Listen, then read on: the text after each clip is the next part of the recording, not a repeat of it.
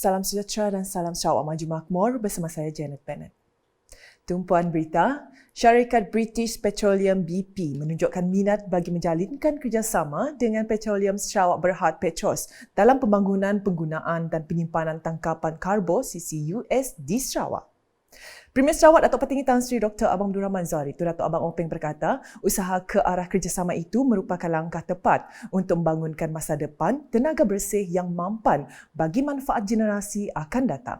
Menurut beliau, struktur geologi yang sesuai untuk menyimpan karbon dioksida CO2 juga telah menarik minat pihak BP bagi membentuk jaringan bersama Petros. Beliau berkata demikian semasa melakukan pertemuan dengan pihak BP di The Park Tower Knightsbridge Hotel di London pada petang Jumaat. Datuk Petinggi Abang Zahari menambah, Kerajaan Sarawak berharap kerjasama yang dijalin antara BP dan Petros kelak dapat melakukan kajian mengenai lokasi-lokasi penyimpanan karbon yang berpotensi di Sarawak.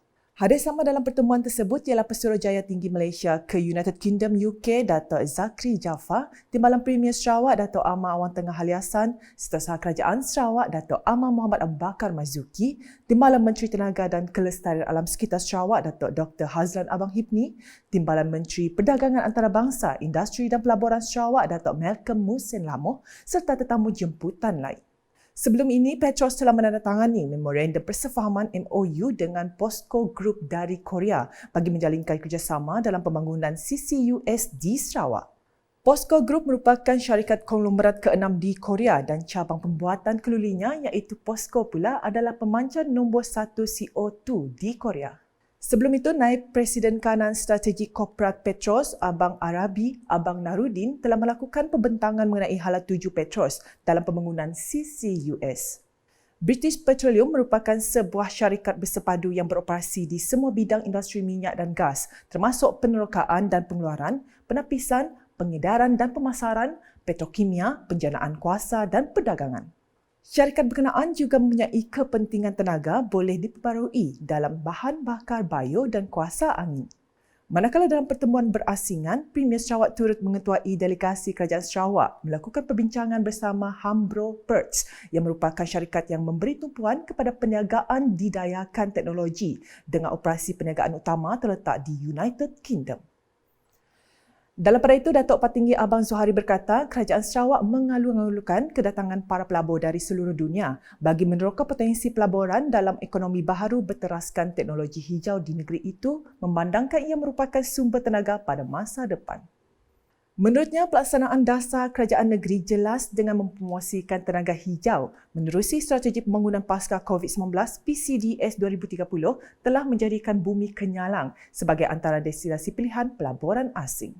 Justru Kerajaan Sarawak katanya mempelawar pelaburan dalam sektor huluan dan hiliran untuk memberi nilai tambah kepada tenaga hijau dengan memulakan penyelidikan dan pembangunan R&D ke arah peralihan kepada tenaga bersih. Well, at the same time, we explore the resources that we have that will give more added value in terms of the development of clean energy. One of which is algae. We are cultivating algae and we have done a project that seems to be quite successful where we can grow algae and produce what we call SAF, sustainable fuel. And that will sort of a way for us to preserve our environment and to give importance to research on sustainable fuel. Beliau berkata demikian semasa menyampaikan ucaptama perasmian program Metrate Connects London 2023 di Hyatt Regency The Churchill di London pada Jumaat. Hadir sama Pesuruhjaya Tinggi Malaysia ke United Kingdom UK Datuk Zakri Jaafar, Timbalan Premier Sarawak Datuk Amar Awang Tengah Haliasan, Setiausaha Kerajaan Sarawak Datuk Amar Muhammad Abu Bakar Mazuki, Timbalan Menteri Tenaga dan Kelestarian Alam Sekitar Sarawak Datuk Dr. Hazlan Abang Hipni, Timbalan Menteri Perdagangan Antarabangsa, Industri dan Pelaburan Sarawak Datuk Malcolm Musin Lamoh, Pemangku Setiausaha Tetap Kementerian Perdagangan Antarabangsa, Industri dan Pelaburan di Zulkarnain Masron serta tetamu jemputan lain. Dalam pada itu, Premier Sarawak memberitahu sektor tenaga hijau perlu kalis cabaran masa hadapan bagi mendepani perkembangan pada peringkat global memandangkan sektor ini amat penting kepada pertumbuhan ekonomi dunia. Jelas Datuk Patinggi Abang Zohari, langkah ini penting bagi memastikan pembangunan sektor tenaga bersih kekal mampan dan berdaya saing pada masa hadapan. I just came back from COP28 and as you know, there's still a lot of discussion on Article 6 of the Paris Agreement, and the policy of the Sarawak government is in line with the needs of the world, especially in terms of transition energy. Sementara itu, beliau turut maklumkan pengiktirafan Sarawak sebagai sebuah negeri berpendapatan tinggi oleh Bank Dunia telah menyaksikan negeri ini berada di landasan tepat bagi memacu pertumbuhan ekonomi sekaligus menarik pelabur luar. Dalam majlis sama, Premier Sarawak turut menyaksikan majlis menandatangani 4 memorandum persefahaman MOU dalam kerjasama pelaburan, pelancongan, seni serta pengedaran produk yang akan menjadi pemangkin kepada kerjasama yang lebih baik antara Sarawak dan UK. Sementara itu, dalam majlis sama, Datuk Amar Wan Tengah berkata, program Mitrade Connects mampu meletakkan nama Sarawak ke pentas antarabangsa khususnya dalam dimensi pelaburan asing. Jelasnya ini adalah kerana program promosi pelaburan dan jangkauan perdagangan di bawah Kementerian Perdagangan Antarabangsa, Industri dan Pelaburan Mitrade itu telah menjadi platform bagi menarik minat pelabur yang berminat meneroka peluang pelaburan di Sarawak. Menurut beliau, lokasi Sarawak yang terletak secara strategik dalam pasaran Asia juga menjadikan negeri itu berada dalam kedudukan yang baik untuk menjadi pintu masuk untuk pelabur berpotensi dari United Kingdom, UK dan Eropah menembusi pasaran untuk produk dan perkhidmatan. Malaysia trade with the United Kingdom was valued at RM 17.57 billion. That is in Malaysian ringgit. In 2022, while Sarawak trade with United Kingdom was valued at RM 150.7 million in 2022. Datuk Amar Wan Tengah menambah, pada Jun dan September lepas, program sama telah diadakan di Guangzhou dan Beijing untuk menyediakan platform kepada syarikat Sarawak untuk menjalin hubungan dan rangkaian dengan rakan kongsi perniagaan di China. Sementara itu, Datuk Amar Wan Tengah berkata, kerajaan negeri juga berharap Institut Pengajian Tinggi dari UK dapat meneroka peluang di Sarawak kerana lokasinya yang strategik. Jelas beliau, ini penting bagi mempercepatkan pertumbuhan ekonomi, pendidikan berkualiti, inovasi dan kreativiti dalam pembangunan modal insan yang akan memacu fasa pembangunan ekonomi Sarawak ke tahap seterusnya. Laporan seterusnya, Angkatan Pertahanan Awam APM Sarawak telah meningkatkan kesiapsiagaan bagi menghadapi monsun Timur Laut MTL 2023-2024 dengan kekuatan seramai 91 pegawai dan 2,636 anggota. Kekuatan tenaga APM Sarawak ini akan dilengkapi dengan jentera operasi merangkumi 102 bot, 20 lori, 26 pacuan 4 roda, 29 ambulans dan 13,942 kemah boleh lipat.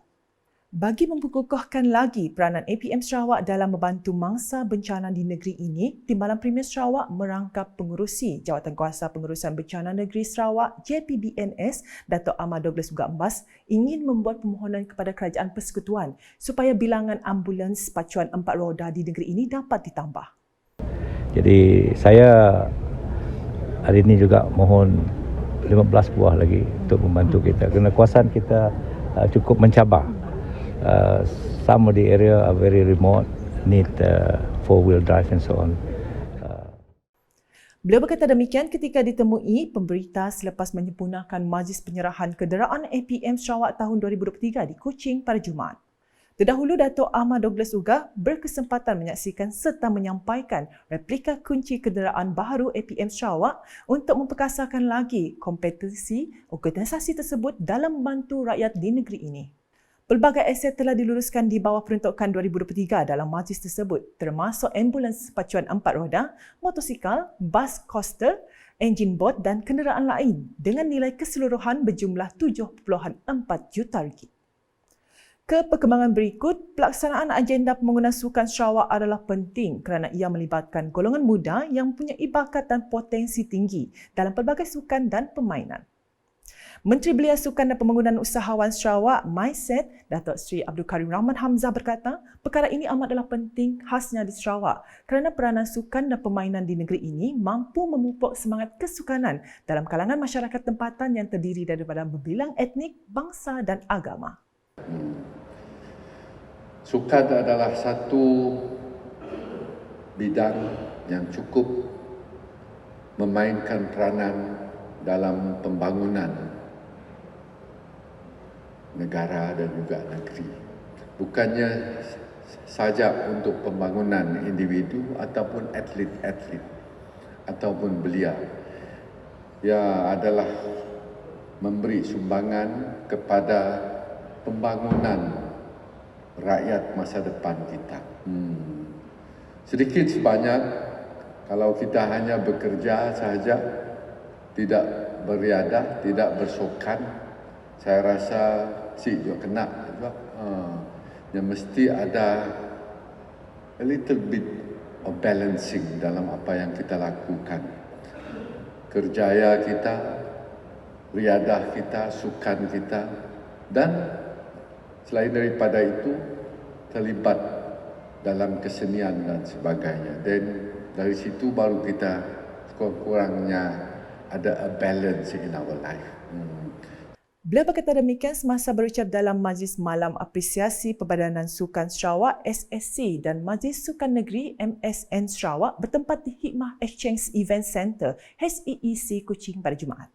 Jelas beliau lagi, Kerajaan Sarawak melalui kementeriannya amat menitik beratkan pembangunan kemudahan dan fasiliti sukan di setiap pelosok negeri agar supaya semua masyarakat dapat bersukan dan beriadah bersama rakan taulan, jiran dan sanak keluarga. Tambahnya, golongan warga kerja di SSC dan MSN Sarawak mempunyai tugas dan tanggungjawab penting dalam mengatur langkah dan melaksana agenda pembangunan sukan di Sarawak. Sebab itulah kerajaan memberi perhatian yang amat tinggi sekali dalam pembangunan sukan.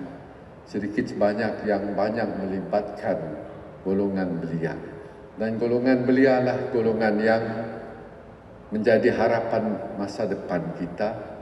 Dan sebab itulah baiknya Majlis Sukan Negeri ataupun Sarawak Sports Corporation yang memainkan peranan yang amat besar sekali dalam mengaturkan golongan-golongan ini ataupun terutama sekali golongan belia dalam pembangunan negeri kita.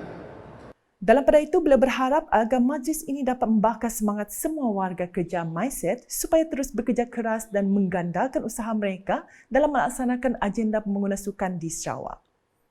Manakala di Miri, pengguna jalan raya di negeri ini, terutamanya yang memandu pulang ke kampung halaman untuk menyambut perayaan Krismas dan menjelang musim cuti kelak, diingatkan agar sentiasa berhati-hati dan memandu dengan lebih hemah ketika di jalan raya. Menurut Menteri Pengangkutan Sarawak, Datuk Seri Lee Kim Shin, setiap tahun kes kemalangan jalan raya menunjukkan peningkatan terutama pada musim perayaan dan musim cuti susulan penambahan bilangan kenderaan di jalan raya. Jadi setiap tahun tibanya hari besar seperti Krismas, Tahun Baru, Raya Tingawai, Majlis Kesempatan Jalan Raya Sarawak melancarkan kempen untuk memperingatkan para pengguna jalan raya untuk berhati-hati memandu ataupun menggunakan jalan raya semasa musim perayaan ataupun cuti-cuti sekolah ataupun hari libur. Kerana apabila tibanya musim perayaan, bilangan kenderaan atas jalan raya akan banyak bertambah. Ramai yang akan kembali ke kampung untuk merayakan perayaan misalnya Christmas, ada yang balik kampung, balik ke rumah panjang, jadi bilangan kenderaan banyak bertambah. Jadi apabila bilangan banyak bertambah, jadi pengguna jalan raya perlu berhati-hati kerana kemungkinan berlakunya kemenangan juga akan meningkat. Beliau berkata demikian ketika ditemui media selepas menyempurnakan kempen Keselamatan Jalan Raya Sarawak bersempena dengan sambutan Christmas 2023 dan musim cuti di stesen minyak Shell Permajaya di Miri pada Jumaat. Dalam pada itu, Datuk Sri Lee turut mengingatkan kepada pemandu yang balik ke kampung dalam jarak yang jauh untuk memeriksa kenderaan sebelum memulakan perjalanan dan berhati-hati ketika memandu. Berdasarkan statistik, pembandingan kemalangan jalan raya dari trafik IPD Miri bagi tempoh Januari hingga April 2022 ialah 842 kes, manakala bagi tempoh yang sama tahun 2023 ialah 975 kes dengan peningkatan sebanyak 133 kes bersamaan 15.7%. Berdasarkan statistik perbandingan kemalangan jalan raya dari trafik IPD Miri bagi tempoh Januari hingga November 2022 ialah 3,107 kes, manakala bagi tempoh yang sama tahun 2023 ialah 3,361 kes dengan peningkatan sebanyak 254 kes. Sekian edisi tengah hari bersama saya, Janet Bennett. Berita lebih lanjut boleh didapati di semua platform media sosial UKAS, masuk portal ukas.sarawak.gov.my dan UKAS Channel di YouTube. Mengakhiri buletin UKAS dengan sorotan perasmian program Mitred Connects London 2023 di Hyatt Regency The Churchill di London pada Jumaat. #Saluran Informasi Rakyat, salam UKAS.